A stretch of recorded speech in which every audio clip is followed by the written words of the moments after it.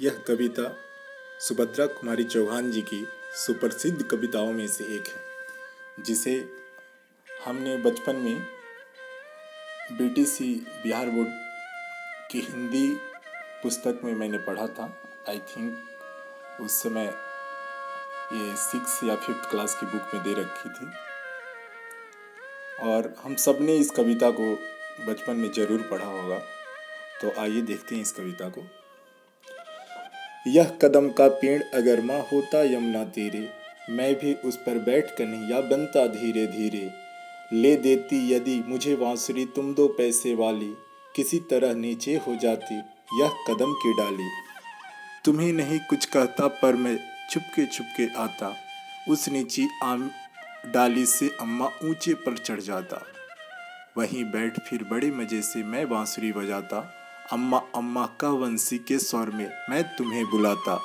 सुन मेरी बंसी को माँ तुम इतनी खुश हो जाती, मुझे देखने काम छोड़कर तुम बाहर तक आती। तुमको आता देख बांसुरी रख मैं चुप हो जाता, पत्तों में छिपकर धीरे से फिर बांसुरी बजाता। गुस्सा होकर मुझे डांटती कहती नीचे आजा, पर जब मैं ना उतरता हंसकर कहती मुन्ना राजा। नीचे उतरो मेरे भैया तुम्हें मिठाई दूंगी, नए खिलौने माखन मिश्री दूध मलाई दूंगी। मैं हंसकर सबसे ऊपर की टहनी पर चढ़ जाता, एक बार माँ का पत्तों में वहीं कहीं छिप जाता। बहुत बुलाने पर भी माँ जब नहीं उतर कर आता, माँ तब माँ का हृदय तुम्हारा बहुत विकल हो जाता। तुम आंचल फैलाकर अम्मा वहीं पेड़ के नीचे, ईश्वर से कुछ विनती करती बैठी आंखें मीचे। तुम्हें ध्यान में लगी देख मैं धीरे धीरे आता, और तुम्हारे फैले आंचल के नीचे छुप जाता।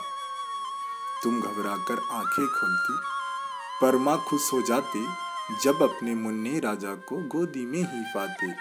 इसी तरह कुछ खेला करते हम तुम धीरे धीरे, इसी तरह कुछ खेला करते हम तुम धीरे धीरे। माँ कदम का पेड़ अगर या होता यमुना तीरे। सुभद्रा कुमारी चौहान। Thank you.